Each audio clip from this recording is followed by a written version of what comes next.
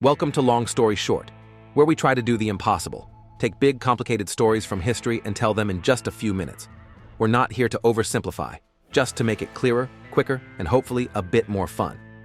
Let's kick things off with one of the most legendary periods in American history, the Wild West. When you hear Wild West, you probably picture six-shooters, duels at high noon, saloon brawls, and dusty sheriffs taking down outlaws with a squint and a shotgun. Well, sure, there were a few gunfights, but the truth? The real Wild West was more about land grabs, corporate greed, shattered promises, and a lot of cow dung. Today we're unpacking the myths, the facts, and the dirt of the American frontier, long story short style. Let's get our timeline straight. The Wild West is usually shorthand for the period after the U.S. Civil War, from about 1865 to the closing of the frontier around 1895. This was when America pushed west of the Mississippi like it was the national hobby. Why? Three big reasons: land, money, and something called manifest destiny, the belief that Americans were destined to control the continent. Politicians sold it as progress. Settlers chased free land. Companies chased gold, silver, and especially railroads. Historian Patricia Nelson Limerick called it the legacy of conquest, not freedom. The U.S. government passed laws like the Homestead Act of 1862, offering free land to anyone who could civilize it, code for take it from whoever was already living there. This led to a massive population boom, dusty boomtowns, mining camps, railways, and a chaos cocktail of cultures and ambitions. The wild part wasn't just the outlaws. It was a frontier bursting with opportunity and violence, often both at once. Now let's talk about the people who were already there, hundreds of sovereign Native American nations. Before 1865, the Great Plains and the West were home to complex cultures: Comanche, Lakota, Apache, Cheyenne, Navajo, and many more. After the Civil War, the U.S. government shifted focus to full-on conquest of Western lands. Historian Pekka Hamalainen, who wrote Lakota America, calls this era one of the most aggressive colonial land grabs in modern history. The result? War, displacement, and genocide. Treaties were made, then broken. Native nations resisted fiercely. Sitting Bull and Crazy Horse in the Great Sioux War, Geronimo in the Southwest, Red Cloud, Cochise. It wasn't one war, it was dozens. The Sand Creek Massacre of 1864, the slaughter at Wounded Knee in 1890, these weren't accidents. They were part of a systemic campaign to crush Native resistance and force assimilation. And yet, pop culture flipped the script, turning Native defenders into the enemy. Hollywood turned genocide into background scenery. The real frontier was soaked in Native resilience, resistance, and tragedy, far more complex than any John Wayne movie ever admitted.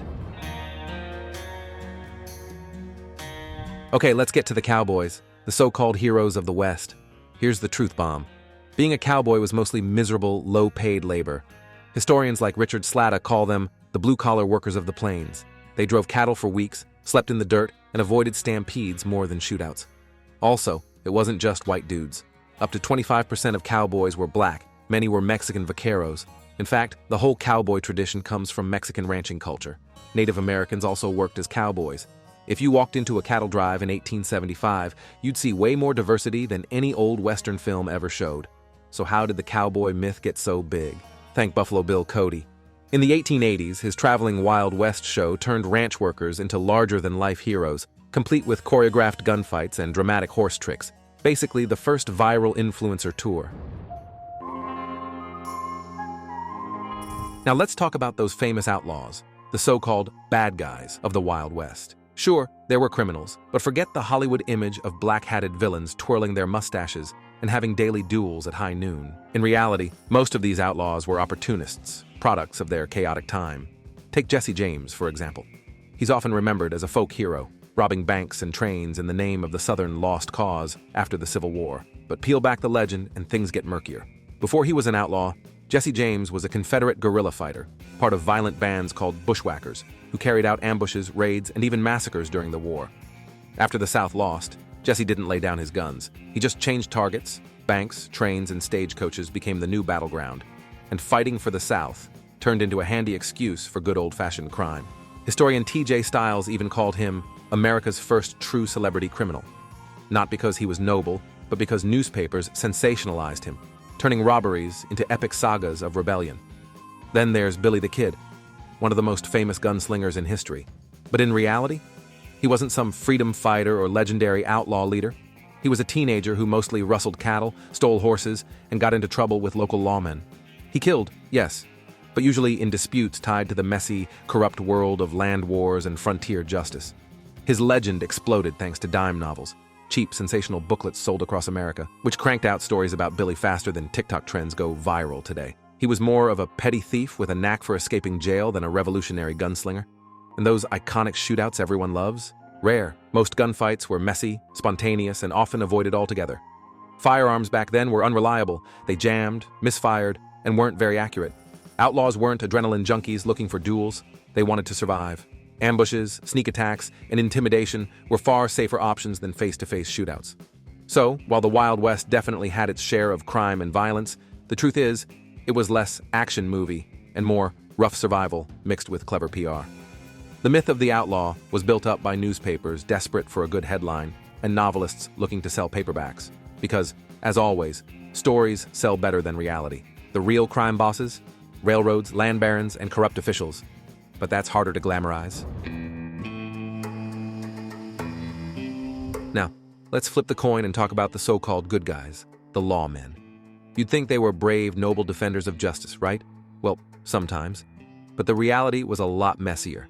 Sheriffs, marshals, and posse members definitely existed, but they weren't exactly superhero material. Most were underpaid, many were inexperienced, and quite a few were downright corrupt, or at the very least, morally flexible.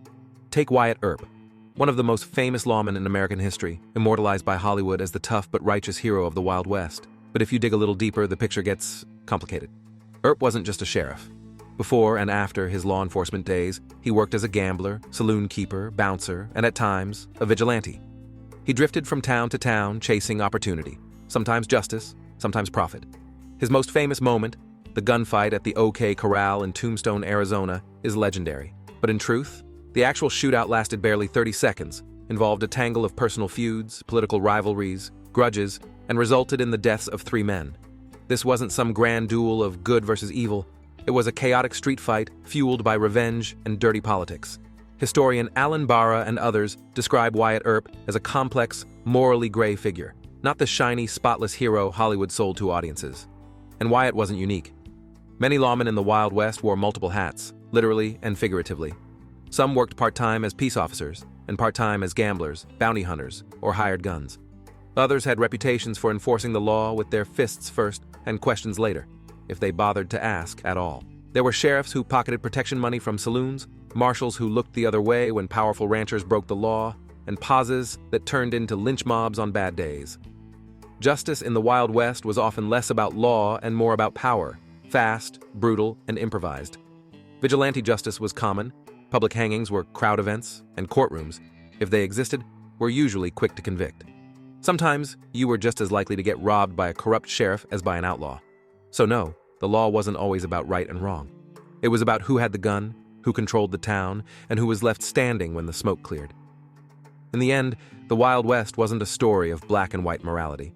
It was a world painted in shades of gray, where survival often trumped justice. So, was the Wild West wild? Absolutely. Was it shootouts every day at high noon? Not really. The real frontier was about land, profit, and power, and it crushed a lot of people along the way. It was more diverse, more violent, and more tragic than Hollywood wanted you to believe. Yet the myth stuck, because America needed heroes and simple stories. Next time you see a cowboy riding off into the sunset, remember, he probably smelled terrible, was underpaid, riding stolen land, and more likely to fight boredom than bandits. That's the Wild West. Long story short,